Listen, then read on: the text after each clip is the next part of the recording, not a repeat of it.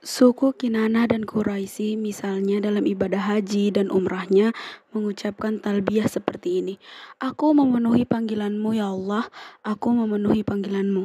Tidak ada sekutu bagimu kecuali satu sekutumu. Engkau memilikinya dan apa yang ia miliki. Terlihat dalam talbiyah ini mereka mentauhidkan Allah, tetapi kemudian mereka menyertakan berhala-berhala sebagai sekutunya dan menjadikan kepemilikan atas berhala-berhala tersebut kepadanya. Ibnu Ishaq tanpa sanad, Ibnu Hisham, Anda juga dapat menemukan sebuah hadis yang memperlihatkan bagaimana orang-orang Arab memasukkan unsur kemusyrikan pada talbiyah. Hadis tersebut diriwayatkan oleh Bazar dengan riwayat Hasan. Adapun kalimatnya sebagai berikut. Dan setan selalu membisikkan sesuatu kepada manusia untuk memalingkan mereka, masyarakat Arab, dari Islam. Bahkan ia memasukkan kata-kata syirik ke dalam kalimat talbiyah mereka seperti ini. Aku memenuhi panggilanmu ya Allah, aku memenuhi panggilanmu. Tidak ada sekutu bagimu, kecuali seorang sekutumu, di mana engkau memilikinya dan apa yang ia miliki. Ia akan terus menggoda mereka sampai mereka keluar dari Islam dan berada dalam kemusyrikan.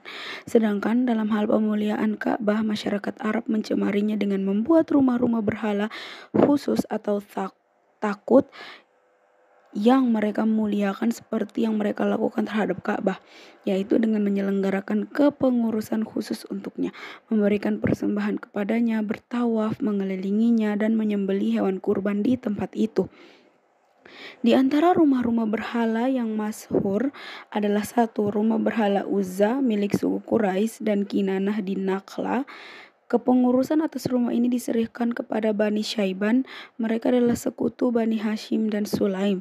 2. Rumah berhala Latta milik kabilah Safik di Taif.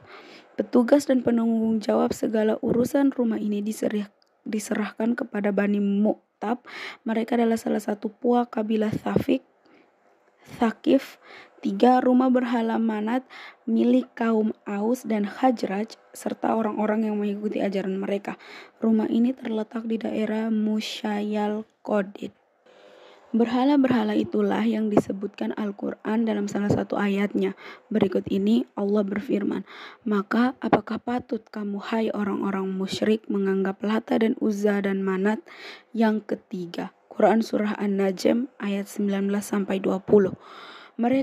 Beberapa rumah berhala lain juga cukup dikenal adalah 1. Rumah berhala Zu al-Khalsah milik suku Daus, Hatsa'am, dan Bajilah. Mereka menyebut rumah berhala mereka ini Al-Ka'bah Yamaniyah. Sedangkan untuk Baitullah yang ada di Mekah mereka sebut Al-Ka'bah Samiyah. 2. Rumah berhala Falas milik kabilah Tayyi dan orang-orang yang tinggal di 2 daerah pegunungan Tayyi, yaitu Aja dan Salma. 3. Rumah berhala Ri'am milik masyarakat Humair dan Yaman. 4. Rumah berhala Rada milik anak cucu Rabi'ah bin Ka'ab. 5. Rumah berhala Zu al-Ka'bat milik Bani Bakar dan mayoritas keturunan Wa'il dan Iyad yang tinggal di wilayah Sindad. Selain yang kita sebutkan di atas, bangsa Arab memiliki berhala-berhala lain yang sering disebutkan dalam berbagai buku rujukan sejarah. Ada beberapa cerita lucu berkenaan dengan perilaku masyarakat Arab terhadap berhala-berhala mereka. Salah satunya adalah kisah Sa'ib bin Abdullah. Al-Kisah, pada zaman jahiliyah, Said memahat sendiri patung berhala yang akan disembahnya, lalu ia menghirupkan susu kental ke hidung patung itu, kemudian menyiramkan kepadanya. Beberapa saat kemudian, seekor anjing datang menghampiri patung itu dan menjilatinya. Ironisnya, setelah anjing itu mengangkat satu kakinya dan mengencingi berhala tersebut. Anekdot lain terjadi pada Bani Hanifah pada zaman jahiliyah. Kaum ini membuat patung-patung berhala mereka dari tepung terigu. Penyembahan mereka terhadap patung-patung berhala dari tepung ini berlangsung selama berabad-abad. Syahdan ketika mereka diterpa bencana kelaparan, patung-patung sembahan mereka itu pun mereka makan sendiri. Melihat hal itu, seorang penyair dari Bani Tamim berkata dalam sebuah syairnya, Bani Hanifah telah memakan Tuhannya sendiri saat bencana kelaparan menimpa mereka. Penyair lain mengilustrasikan kebodohan mereka itu sebagaimana berikut. Bani Hanifah memakan Tuhan mereka saat bencana kelaparan melanda mereka. Memakannya tanpa takut akan terjadi malapetaka di tengah-tengah mereka. Kisah-kisah lain yang telah tersebar luas adalah kisah seorang penyair jahiliyah yang justru menyenandungkan bait-bait syairnya ketika melihat 2 ekor serigala mengincingi berhalanya. Kisah Umar bin Khattab yang pernah memakan berhalanya yang terbuat dari kurma yang dihaluskan ketika lapar dan seterusnya. Meskipun hanya kisah dan sebagian besar bukan hadis, cerita-cerita tadi kiranya cukup untuk menggambarkan kondisi kebodohan masyarakat Arab pada zaman jahiliyah. Selain penyembahan berhala, di Jazirah Arab juga berkembang penyembahan terhadap bintang-bintang dan planet-planet. Ritual ini banyak dilakukan di Haran, Bahrain, dan beberapa wilayah pedalaman. Disebutkan di kota Mekah pernah terdapat seorang penyembah bintang. Orang itu bernama Kabasyah, dan bintang yang disembahnya bernama Tuhan Sya'rah. Ia menyebarkan ajaran ini di kalangan bangsa Quraisy dan kemudian diikuti oleh orang-orang dari kabilah Lukham, Khuza'ah, dan sebagian kecil orang Quraisy. Itu makanya pada saat Rasulullah SAW datang menyebarkan ajaran tauhid di Mekah, kaum Quraisy menyebut beliau Ibnu Abu Kabsyah, anak Abu Kabsyah. Yakni karena ajaran beliau bertentangan dengan kepercayaan mereka, sebagaimana halnya ajaran yang disebarkan oleh Abu Kabsyah. Adapun di Yaman, masyarakat banyak yang menuhankan dan menyembah matahari. Fenomena ini telah disinggung Allah ketika menceritakan kisah Ratu Saba. Allah berfirman, Hudhud berkata, sesungguhnya aku menjumpai seorang wanita yang memerintah mereka dan dia dianugerahi segala sesuatu serta mempunyai singgasana yang besar. Aku mendapati dia dan kaumnya menyembah matahari selain Allah. Dan setan telah menjadikan mereka memandang indah perbuatan-perbuatan mereka lalu menghalangi mereka dari jalan Allah sehingga mereka tidak dapat mendapatkan petunjuk. Quran Surah An-Naml ayat 23-24. Beberapa aliran agama Majusi, penyembahan api yang berasal dari Persia, juga telah masuk ke Jazirah Arab. Ibnu Qutaibah mengatakan, beberapa penganut agama Majusi di wilayah Tamim yang cukup dikenal dengan Zurarah dan Hajib bin Jurarah. Adapun di kalangan Quraisy yang dianut saat itu adalah agama Majusi aliran Zindik. Aliran ini mereka ambil dari Hirah, tercatat Akra bin Habis dan Abu Sud, kakek Waki bin Hisan. Juga termasuk mereka yang beragama Majusi. Ajaran Majusi ini juga masuk ke wilayah Hajar dan dari Bahrain. Mereka bersemboyan bahwa apabila musuh-musuh mereka terbunuh di negeri mereka, maka hal itu akan mengotori mereka. Adapun agama Yahudi masuk ke Jazirah Arab, khususnya di Madinah, Khaybar, Wadi Al-Qura, Fadak, dan Taimah, bersamaan dengan peristiwa eksodus besar-besaran kaum Yahudi ke wilayah ini. Agama Yahudi juga masuk ke Yaman dan dianut oleh Zunuwas, raja kerajaan Himyar. Orang inilah yang kemudian memaksa kaum Nasrani untuk menganut ajaran Yahudi sebagaimana telah kita jelaskan sebelumnya. Agama Yahudi ini juga memiliki pemeluk dari kalangan Bani Kinanah dan Bani Haris bin Ka'ab. Adapun yang menyebarkannya kepada mereka dimungkinkan adalah kaum Yahudi Yastrib dan Khaybar. Sedangkan agama Nasrani atau Kristen boleh dibilang hanya berkembang di Ghasasina dan Manazirah. Ada beberapa biara yang terkenal di kota Hirah, yaitu biara Hindun Al-Aqdam si pemberani, biara Lahaj, dan biara Harah. Selain itu, ajaran Nasrani juga berkembang secara terbatas di wilayah Jazirah Arab bagian selatan. Para penganut Kristen di wilayah ini mendirikan gereja di Dhafar dan Aden. Adapun tentang penganut Kristen dari Najran, mereka memiliki kisah tersendiri bersama Rasulullah SAW di Mekah dan juga Madinah. Kisah ini akan kita bahas pada bab berikutnya. Pada sisi lain, ada pula beberapa kabilah Quraisy yang memeluk agama Nasrani.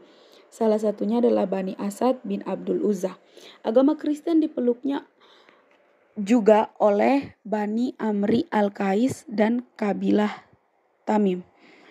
Bani Taglab dari suku Rabi'ah dan sebagian kabilah Qudha'ah. Disebutkan mereka mendapatkan ajaran Kristen ini dari bangsa Romawi, dan salah satu penyebar agama Kristen dari kalangan bangsa Arab yang cukup terkenal saat itu adalah Adi bin Hatim At-Ta'i. Dari sejarah dan perkembangan agama Yahudi maupun Nasrani di Jazirah Arab tersebut, terlihat bahwa kedua agama ini tidak menyebar secara luas di wilayah Arab. Pada sisi lain, penganut ajaran Ibrahim pun sebenarnya tidak punah seluruhnya. Bahkan di tengah-tengah pesatnya ketersesatan dan penyembahan berhala tadi, masih ada sebagian masyarakat Arab sekalipun berjumlah sangat sedikit yang masih memegang teguh ajaran Ibrahim. Mereka inilah yang disebut dengan Al-Hanafiyun atau Al-Hunafa, orang-orang yang menganut ajaran lurus dan benar. Mereka beriman kepada Allah, mengesahkannya dan menantikan datangnya seorang nabi yang dijanjikan. Di antara mereka yang masih berpegang teguh pada agama Ibrahim itu adalah Qus bin Saidah al-Iyadi, Zaid bin Amru bin Nafil, Umayyah bin Abi Salti, Abu Qais bin Abi Anas, Khalid bin Sinan, Nabigah Az-Zibyani, Juhair bin Abi Salma, dan Ka'ab bin Lu'ay bin Ghalib, salah seorang kakek Rasulullah SAW. Mereka disebut Al-Hunafa adalah karena dalam Al-Quran ajaran Ibrahim disebut sebagai agama Hanif. Allah berfirman, sesungguhnya aku menghadapkan diriku kepada Tuhan yang menciptakan langit dan bumi dengan cenderung kepada agama yang benar, Hanifah, dan aku bukanlah termasuk orang-orang yang termasuk mempersekutukannya. Quran Surah Al-An'am ayat 79. Pada ayat ini dikatakan Ibrahim bukanlah seorang Yahudi dan bukan pula seorang Nasrani. Akan tetapi dia adalah seorang yang lurus, Hanifah, lagi berserah diri kepada Allah, dan sekali-kali bukanlah dia termasuk golongan orang-orang yang musyrik. Quran Surah Al-Imran ayat 67. Allah juga berfirman, katakanlah benarlah apa yang difirmankan Allah, maka ikutilah agama Ibrahim yang lurus dan bukanlah dia termasuk orang-orang yang musyrik. Quran Surah Ali Imran ayat 95.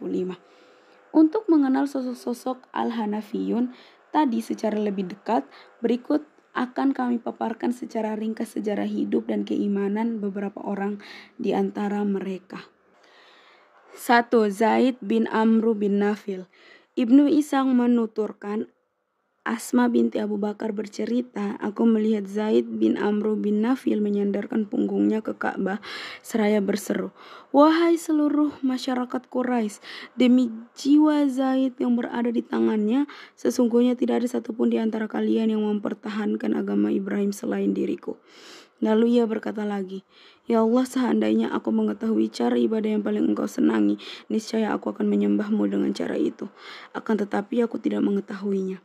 Kemudian ia bersujud di atas kendaraannya dan berdoa dengan menghadap ke arah Ka'bah sambil berkata, Tuhanku adalah Tuhan Ibrahim dan agamaku adalah agama Ibrahim.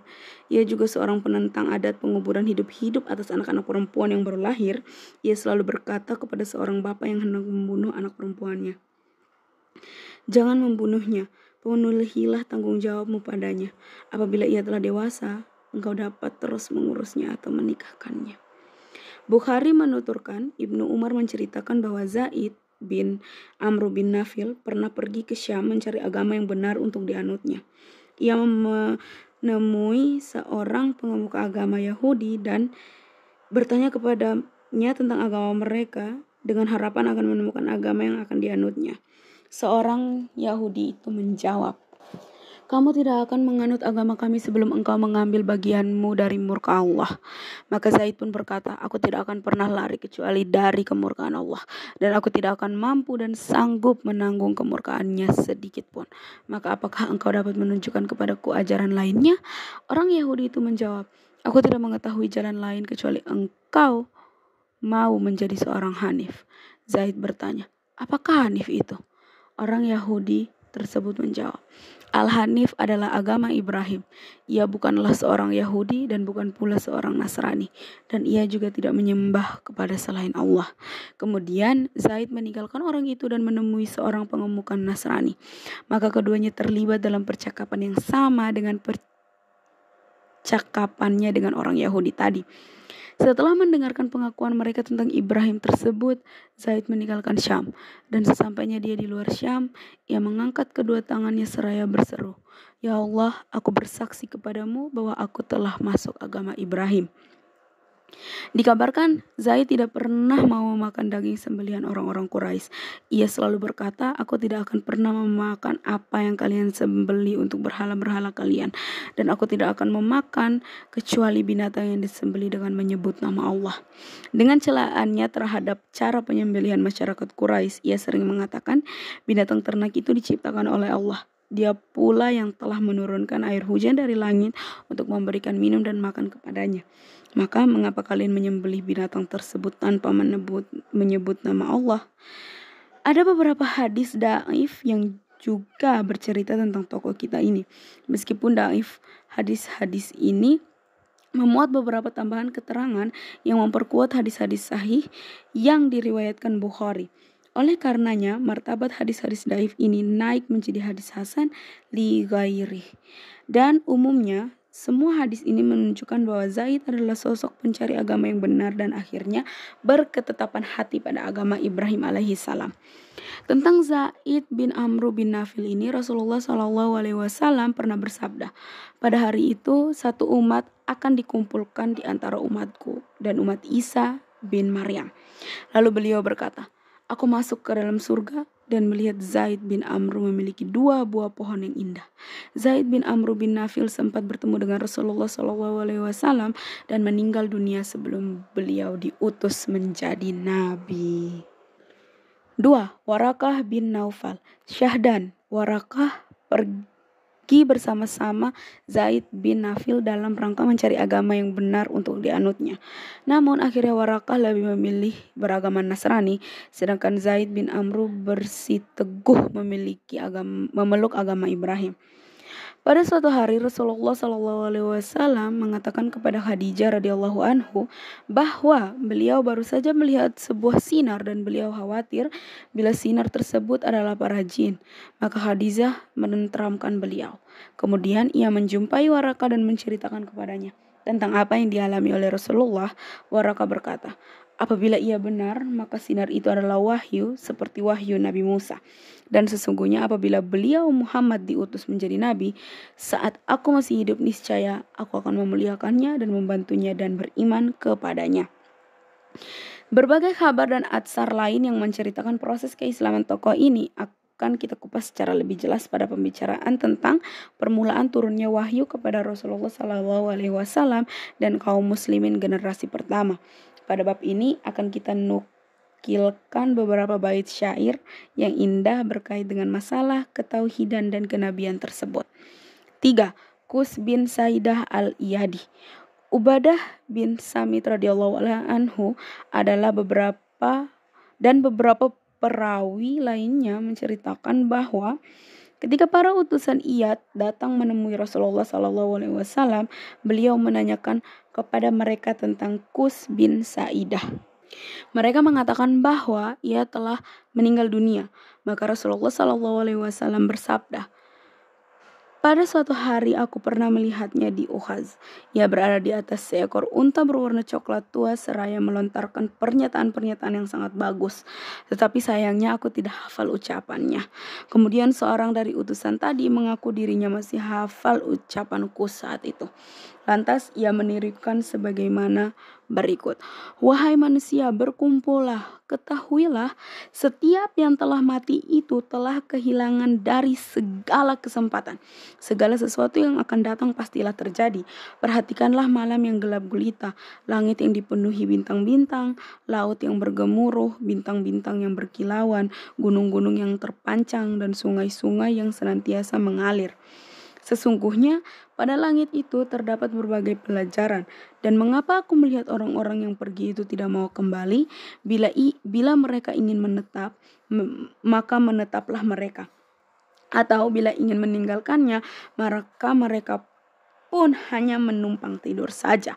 Sesungguhnya Kus bersumpah atas nama Allah dengan tanpa keraguan sedikit pun bahwa sesungguhnya Allah memiliki agama yang lebih diridhoinya dibanding agama kalian ini.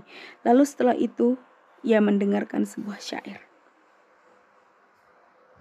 Ibnu Abbas meriwayatkan ketika para utusan Abdul Qais datang, Rasulullah Shallallahu Alaihi Wasallam menanyakan kepada mereka tentang kabar Kus. Mereka mengabarkan kepada beliau bahwa Kus telah meninggal. Kemudian beliau berkata seperti yang telah disebutkan dalam riwayat Ibnu Samit tadi. Ibnu Katsir dan Baihaqi meriwayatkan pula beberapa hadis lain yang berhubungan dengan kisah Kus ini dan substansi cerita yang disebutkan sama dengan riwayat di atas, yakni menceritakan keteguhan Kus dalam mempertahankan agama Ibrahim, berbagai perkataannya yang mengarah pada hal itu, dan syair-syairnya yang berhubungan dengan keberagaman dirinya itu. Ini berarti bahwa kisah tentang Kus ini memiliki sumber sejarah seperti yang dikemukakan oleh Ibnu Katsir dan Baihaqi. 4. Umayyah bin Abi Salat. Nama ini pernah disebut-sebut Rasulullah Shallallahu Alaihi Wasallam dalam salah satu sabdanya. Beliau berkata, Umayyah bin Abi Salat sepertinya sudah memeluk Islam. Riwayat lain menyebutkan beliau pernah bersabda, "Iya, Umayyah bin Abi Salat seperti beragama Islam" dalam syair-syairnya. Diriwayatkan Umayyah bin Abi Salat termasuk salah satu orang pengikut ajaran Ibrahim yang akhirnya menjadi pemeluk Nasrani, dan syair-syairnya banyak mengandung makna-makna ketauhidan, hari kebangkitan dan hari kiamat. Umayyah bin Abi Salat juga termasuk salah satu penyair ulung pada zamannya. Ia hidup sampai pada masa diutusnya Rasulullah SAW untuk menyebarkan ajaran Islam. Sayangnya ia tidak beriman karena merasa gengsi bila harus menjadi pengikut Rasulullah SAW. Sikapnya inilah yang melatar belakangi turunnya firman Allah yang berbunyi, "Dan bacakanlah kepada mereka berita orang yang telah kami berikan kepadanya ayat-ayat kami pengetahuan tentang isi Alkitab." Kemudian dia melepaskan diri daripada ayat-ayat itu. Quran Surah Al-A'raf ayat 175. Konon ia meninggal pada tahun ke-9 Hijriah, akan tetapi riwayat lain menyebutkan bahwa ia meninggal dunia pada tahun ke-2 Hijriah. Yang jelas, Umayyah pernah mengarang sebuah syair tentang kedukaannya atas banyaknya kaum Quraisy yang tewas pada Perang Badar Kubra. 5. Labid bin Rabi'ah al-Amiri al-Kilabi al-Ja'fari. Labid termasuk salah satu penyair ulung pada zaman jahiliyah. Ia juga terkenal sebagai seorang penyair yang kritis. Tentang tokoh ini, Rasulullah SAW pernah bersabda, ungkapan paling tepat yang pernah terlontar dari mulut seorang penyair adalah ungkapan Labid. Ia mengatakan, ingatlah segala sesuatu selain Allah itu batil. Ia memiliki kisah tersendiri bersama Utsman bin Maz'un. Kisah ini akan kita saksikan pada saat pembahasan tentang cara-cara kaum musyrikin dalam menghalangi dakwah Islam. Labid wafat setelah masuk Islam, tepatnya pada masa kekhalifahan Utsman bin Affan. Disebutkan bahwa wafat ia berumur 150 tahun, namun ada riwayat lain yang mengatakan umurnya lebih dari 150 tahun. Selain nama-nama di atas, tercatat masih ada banyak tokoh lain yang juga dikenal sebagai penganut agama Hanif. Mereka itu adalah Arbab bin Ri'ab, penyair ternama, Suwaid bin Amir al-Mustaliki, As'ad Abu Karab al-Himyari, Waqi bin Salamah bin Zuhair al-Iyadi, Umair bin Haizab al-Juhni, Adi bin Zaid al-Ubdadi akhirnya menjadi pengikut Kristen, Abu Qais Surah bin Abi Anas al-Bukhari, Saif bin Ziyazan al-Humairi, Amir bin Darab al-Adwani, penyair Abu Abdul Tanijah bin Tha'lab bin Wabrah bin Qudha'ah, Alaf bin Syihab At-Tamimi, Multamis bin Umayyah al-Kanani, penyair Suhair ibn Abi Salma, Khalid bin Sinan bin Ghaits al-Abasi, Abdullah al-Qudai, Ubaid bin Abrash al-Asadi, Ka'bah bin Lu'ay bin Ghalib al-Quraisy, salah seorang kakek Rasulullah Shallallahu Alaihi Wasallam, dan Utsman bin Huwairits, salah seorang yang juga pernah melakukan perjalanan untuk mencari ilmu agama, namun kemudian mendapatkan kedudukan yang cukup dan terhormat dari Kaisar Romawi, sehingga ia pun akhirnya beragama Kristen. Nama-nama lain yang sempat terekam oleh sejarah adalah Amru bin Abasa As-Silmi akhirnya masuk agama Islam, Aksam bin Saifi bin Rabah, dan Abdullah Muthalib kakek Rasulullah Sallallahu Alaihi Wasallam.